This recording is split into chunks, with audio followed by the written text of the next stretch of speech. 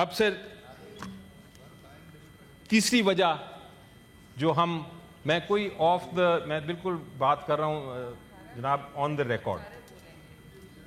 اب سر آپ یہ دیکھیے جناب چیئرمین، ٹائم کو دیکھتے ہوئے یہ آئینی ترمیم میں مجھے سمجھ آ گئی کہ وہ پاس تو ہو جانا ہے، لیکن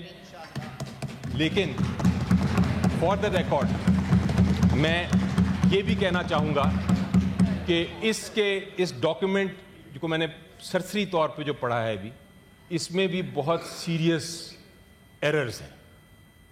ایسے سیریس ایررز ہیں جو کہ اتنا نقصان پہنچائیں گے ہمیں مستقبل میں کہ ہمیں اس کو ریورس کرنے میں بہت مشکلات پیش آئیں گی.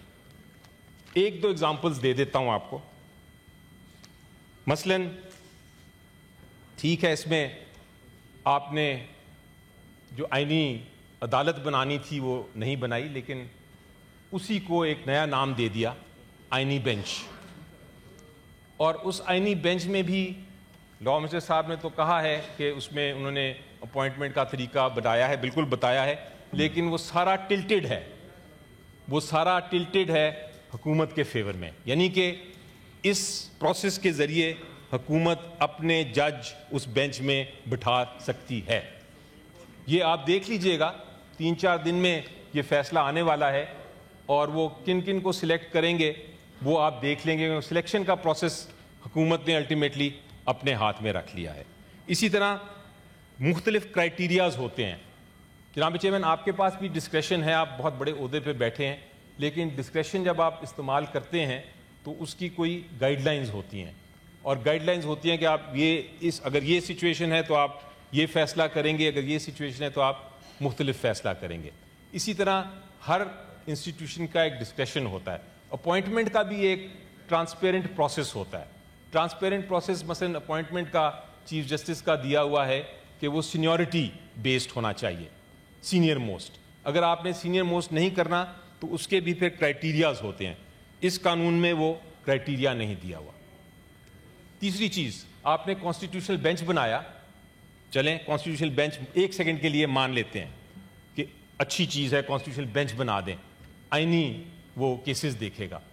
لیکن سر جو بھی پریکٹسنگ وکیل ہے وہ آپ کو بتائے گا کہ کانسٹیٹیوشنل میٹرز بہت سارے ہوتے ہیں.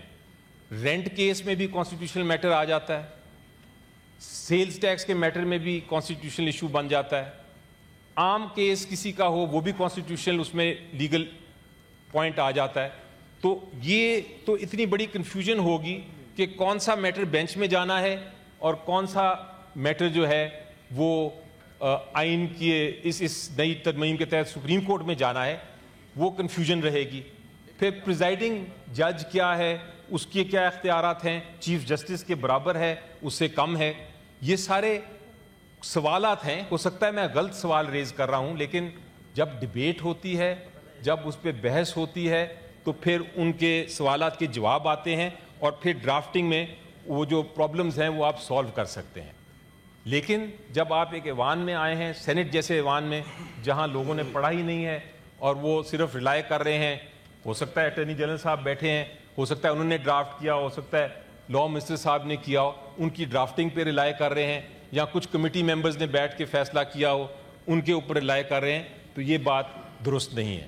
لیکن بہرحال الٹیمیٹلی ہم لوگ اس میں حصہ، جس طرح آپ کو میں فائنلی اناؤنس کرنا چاہتا ہوں کہ ہم اس میں ووٹنگ نہیں کر سکتے، لیکن ہم آن دا ریکارڈ مولانا صاحب کا اور JUI کا بھی ایک طرح سے ان کا شکریہ ادا کرتے ہیں کہ انہوں نے وہ والا جو ایک خطرناک قسم کا بل حکومت لانا چاہتی تھی، اس سے کم از کم ہمیں بچایا ہے، اور ایک ایسا بل آئے ہیں جس سے شاید آئین ٹوٹے نہ، لیکن ضرور اس کی وہ توڑ موڑ کے اس کو نقصان پہنچے گا. اور الٹیمیٹلی آپ دیکھیے گا ہم سارے ادھر ہی ہیں، اور اگر ادھر ہی رہے تو پھر ہمیں پتہ چلے گا کہ ہمیں ریورس کرنا پڑے گا اس سارے مسئلے کو. Thank you so much sir.